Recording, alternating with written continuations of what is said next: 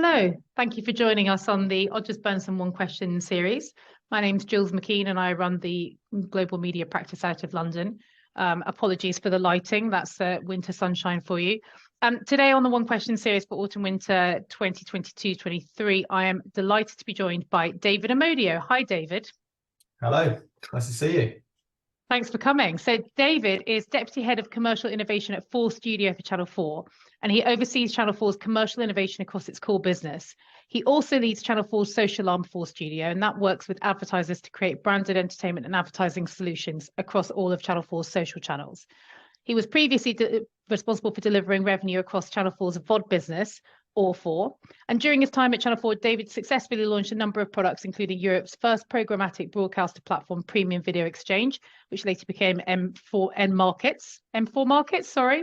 Markets, yeah. M Markets, as well as Engage, All 4's added innovation suite, which offers advertisers the opportunity to personalize campaigns and deliver data-led creative, which I'm sure we're going to hear a bit about today as we go into 2023. And more recently, he launched Channel 4's advanced data suite, and that includes Brand Match for All 4's data matching solution. And David previously in his career launched and ran 4Cell's creative arm. So that was Play, which works with brands to deliver award-winning work. And he spent 4 years previously at Haymarket Media Group running the sales team across campaign and media week. So David, it's going to be really interesting to hear what you think as we sort of hurtle into 2023. We already know we are now officially in a recession. So my question at the beginning of the season is sort of probably even more screamingly relevant now about how our industry is preparing itself or failing to prepare itself for what is not only coming, but is already here. So what do you think about how we're managing this?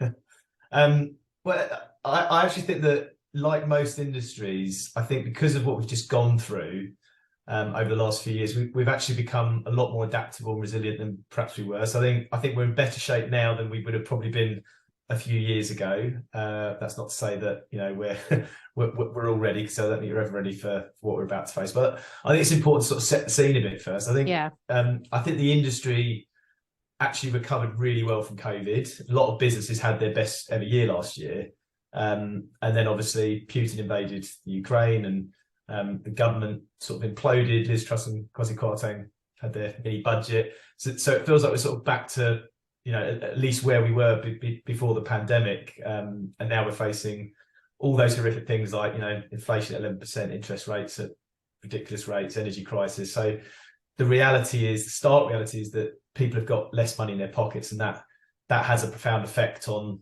the media industry, because their media consumption changes, their spending changes, and we as an industry have to react to that. So I think first of all, we're probably going to see some changes in consumer behaviour, which we're all having to sort of think about and plan. People are rationalising their spending a lot more. Yeah, they're going to probably be staying indoors a bit more, which might be good for the the broadcasters out there, and some of the other sort of TV businesses. There's definitely, I think we're already seeing a sort of rationalisation of subscriptions. I mean, there's already some high street banks that are running a service to help people look at their subscriptions. Yeah. So I think that's quite an interesting thing that's happening, and I think we're going to see some reactions to that. Again, the public service broadcasters and free media might be the beneficiaries of that. So it'd be interesting to see how that pans out. We may see people go on less holidays, which affects travel media. We may see people go to the cinema less, go to less events. Challenging for cinema, David, It must be challenging coming up. Yeah, I think so. After what they've already been through as well, and then to suddenly be hit with this, but so there's definitely going to be some changes in consumer behaviour, and I think that's undoubtedly going to have an effect on all of us. And then the other thing I think we might see on the consumer side, before sort of talk about the reaction to it, is what people want to consume. So the type of kind of content people want to consume is likely to possibly change, as times get harder. So people might look for more joyful escapism, or more practical advice as well. So I think that's going to have a sort of effect. So that's the sort of consumer side. And then there's how we all react as publishers and media agencies and advertisers. And there's no doubt that advertisers have squeeze their budgets a bit. I think we all got very excited in Q1. We had an incredible first quarter of the year. I think pretty much everyone did. And then we set our we've kind of set our targets based on what sort of happened in 2021. So that was a bit of an error. So I think even that learning, I think, is already coming into play with how we're budgeting for next year. Interesting. So that, the cost base is being looked at, and the way that we're setting targets is definitely being reflected. We've seen, looking at the sort of broadcast market, it's actually not as bad as we thought it might have been at the sort of turn of the year. So it's actually picked up a bit. I mean, Q4 we started to see a bit more late money, which is good, because there was a point in the year where we weren't seeing the late budgets that we normally see. Right. But we are starting to see some of those now. Now, whether that's coming from other pots of money that's not going to other media owners, we don't know. But sort of category wise, there's certain categories that have been hit really hard this year. I mean, retail, leisure, cars, food, telcos, clothing, all down, significantly. But we have seen some increases in certain categories as well. So we've seen charities are up, confectionary's up, people are maybe looking for comfort. Right. Interesting. It's interesting what that says. It's like a shopping basket of people's, or our perception of how people are going to respond to this, isn't it? Looking at who's spending money. And home improvements up. So I was looking at this the other day randomly, and home improvements up because people are nesting in their homes a bit more and not necessarily moving. That might change when the property market drops. Who knows? And then finance is up as well. So it's not all doom and gloom. There's some categories that seem to be investing, but where it is, I suppose, a bit more gloomy is the cost base and the cost cutting that we're seeing. I mean, we're seeing obviously across the industry for the first time, really, unprecedented job cuts at the tech giants, and we haven't seen that. The likes of Snap, Twitter, Facebook, and Google cutting jobs at big scale. And what we don't know is if that is purely a response to the economic situation, or is it also coupled with a bit of plateauing of some of those businesses as well. So perhaps it's a combination of both.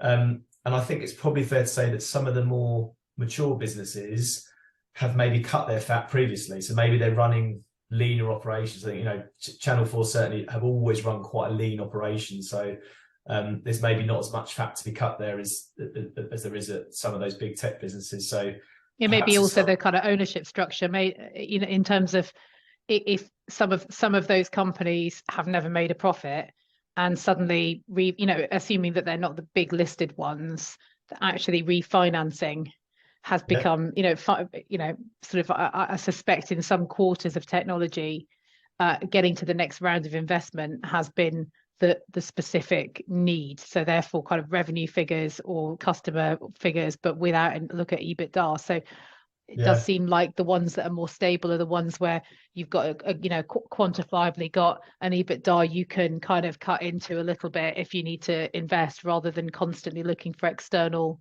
investment growth, perhaps. And there's only so long you can just bet on future growth, isn't there? At some point you have to run a business that has a profit line in there. So that would be really interesting to see how that pans out. And it's obviously really tough for the people who are going for that at the moment. But that's going to have an effect on the job market. There's going to be some really good people in the job market, which is probably something we should talk about as well. The other area that we're definitely seeing a focus on from advertisers and from the publishers as well is a real sort of focus on effectiveness and measurement. That's suddenly become, I mean, it's never not been a focus. It's always been important, but it's particularly important now that budgets are being squeezed. We're looking, and so are our competitors, attribution across VOD, across TV, and even in the social space. And we recently announced a big partnership with Viewers Logic, which actually helps measure how viewers behave after they've been exposed to advertising on a TV. Oh, that's platform. interesting. So it takes it into different spaces then. Yeah, and it's based on a panel approach, because because a lot of the attribution models are based on cookies, and it's kind of last click, and they're often fundamentally flawed. But I think there's going to be more investment in this space and continual kind of evolution in this space. I think, understandably, advertisers are going to want to know how hard their budgets are working. I think when everything's going in that direction, it doesn't get as much focus. But suddenly, when it's doing a bit of that, then you need to prove the ROI and stuff. So I think that will definitely continue, and hopefully the media that delivers the most effectiveness will start to get the correct kind of balance of revenue. The other big, I think, trend we're going to see in sort of next year, we're already seeing this year, is a real focus on innovation and diversification, and it's an area that most businesses are really looking at now. I think the media industry definitely sort of starting to future-proof itself, probably on the back of what happened in the pandemic. We've suddenly all gone, oh no, if we don't diversify, this is a really dangerous space to be in. So I mean, Channel 4 made a big announcement actually just pre-pandemic when we announced our Future 4 strategy, and made a conscious decision and a public announcement to start prioritising digital viewing and digital revenues ahead of linear, which felt quite brave at the time, but actually now it feels like a very logical thing to do. The other area that we said we were going to make sure we focused on was diversifying our revenue generally, because we've been far too reliant on standard ad revenue, and within that linear. So we've now set up an innovation function. I head up the core part of that around ad products, and that is effectively to try and populate a roadmap of new products for advertisers, and then non-advertising products as well. So we're looking at anything from data products and evolving those to areas like e-commerce, looking at how we can use new technology like NFTs or the metaverse and how we might play in that space. So that's a kind of a new area that we're looking at. But I think every business is doing something similar. We've got a client council that we set up. We had our first sort of kickoff a few weeks ago, and it's really interesting hearing what each of those different kind of advertisers doing in that space. Whether they're automotive, diversifying away from just making cars, to FMCGs, diversifying their portfolio. That I think is going to be really important for businesses next year as well. Well, it's interesting, isn't it? I wonder if that point is, I may be entirely extrapolating, and I'm certainly no economist, but I do wonder whether some of those companies have learned from the failings of some of the mono brand startup scale up, where got lots of investment and sold one thing, whether it's slippers or flowers or whatever it might be, but never truly built into the brand, and never truly built into innovation around the product and understanding the audience, and then have hit the wall quite spectacularly in some cases. And I wonder whether, again, just the sort of learning of seeing some of their trajectories and their crashes over the last couple of years may have helped remind bigger brands that they need to constantly understand their audiences, constantly innovate, and also build money into brand. It's not enough just to spend your advertising dollars on acquiring the same customer again and again and again, rather than actually kind of having something long term. I mean, if you take an example, I don't know, like Red Bull, if you just make sugary energy drinks and that's all you do, then at some point there might be a change in legislation that means it's quite hard to sell those like HFSS. Whereas if you've got a content business and you're big in other spaces, then you can diversify much more. So I think that's definitely an area that we're focusing in, and I think we're seeing that in other businesses. The other thing that I think we're definitely seeing also is just a real focus on value proposition as well. I mean, the likes of the SVOD services, coming in with their ad-funded models, be really interested to see how they pan out. I think consumers are going to be asking for more value, so they're going to demand it. And if you're not supplying it, then you're going to lose those customers. So I think the likes of Sky and Virgin and the carriage deals they're doing are going to become really important, because people are going to have to make choices when their energy bills are shooting up and they've not got as much money in their pockets. They're going to have to make a choice. So whoever's got the best value proposition is going to be the winner, I think.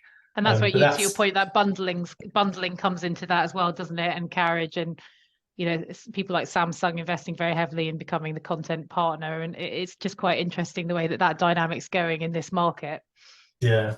I think also that even away from sort of the media owners, but the media agencies, I think, are having to really really focus on the value they give back to their clients as well. We're Right. seeing a lot of, there's a lot of pitches going on. I mean, there's always a lot of pitches going on, but I think they're going to have to work extra hard to win business, but win it in a profitable way, because that's crucial as well. So I think linked to that, I suppose the talent market becomes really I was just important, about to doesn't it? ask you that before. But I know that we'll be running out of time really rapidly, but I'd love to just ask your point of view on that, because it does seem like there's a sort of a shifting tide. What's your observation on it, David?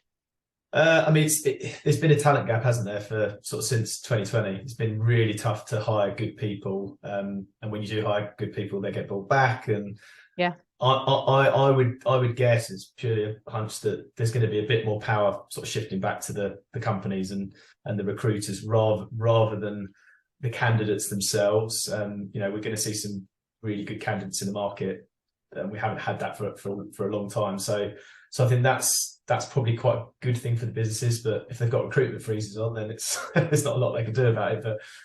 Yeah, But it's a yeah, sort of tricky. If you are in the market for hiring, it's going to be, I think, a better time than it was a year ago. And I do yeah, wonder whether your value proposition runs through into the sorts of things that we do as well. Whereby yeah, if you're I think there was a period there where in certain areas, particularly in the technology market, I suspect, particularly at the middle level, it was how much can I get away with a company paying me in some cases. yeah, Whereas I think people might be a little bit more circumspect now about how much value am I giving back to the company, that I feel comfortable on the salary that I'm being offered, and the value proposition runs through into talent a bit, because that's what the business case that the employer is going to have to make to their board to hire that mm, person in the first place has got to be linked to maybe not specifically a revenue metric, maybe a profitability, maybe an operational metric, but it's going to have a metric attached to it in a way that perhaps it may not have done 18 months ago. yeah. And I think there'll be different things, different factors that come into play with candidates as well. How much job security is there with this move? Are people going to be less, Yeah. less risk averse? So all of these, I think that the dynamic is going to completely change on the talent market, which it's not necessarily a bad thing, but it's definitely going to be an interesting thing. And the other sort of last area or two that I think we're probably going to see kind of be really important is employee support as well. We're Yeah. already starting to see a lot of businesses. I mean, Channel 4 have done this, where we've got a cost of living support package that we give to anyone earning under, I think it's 55k. They get additional support, and I think ITV have done something very similar. I think some agencies are doing this, so that's going to be really important as well for people entering into to those businesses. And then just finally, and the last area I think that we might see some kind of changes is the creative output as well. So I think as a broadcaster, but whether it's press or radio, I think people are going to be looking for something different. So those things that bring people together, those kind of shared, we saw Gogglebox and Bake Off do really, really big numbers during lockdown. I think we're going to start to see that, and the likes of I'm a Celeb doing really, really well now on ITV. And there might be a bit of a focus on kind of wealth and poverty as well. I think we've got a big show coming out next year, big social experiment that's all about the haves and have-nots, setting a big tower block. And I think anything that holds the mirror up to what's going on in society is going to be particularly interesting to people, I think. And I think that'd be quite interesting to see how that pans out with sort of filmmakers and program makers as well. But yeah, it's going to be an interesting year. That's fascinating, because actually, even speaking over a year ago to Jane Turton in this One Question series, who the maker from all three, obviously kind of behind Gogglebox with you, and actually the programs like that, as you say, holding up a mirror to what is actually happening around the country, people's responses. In that case, it was people's responses to Downing Street's responses to the pandemic. And it's a piece of important social history now, actually, I think, if we go back, and you may well see the same coming up. So excusing my lighting, which makes me look like I'm in a sort of 1960s French movie.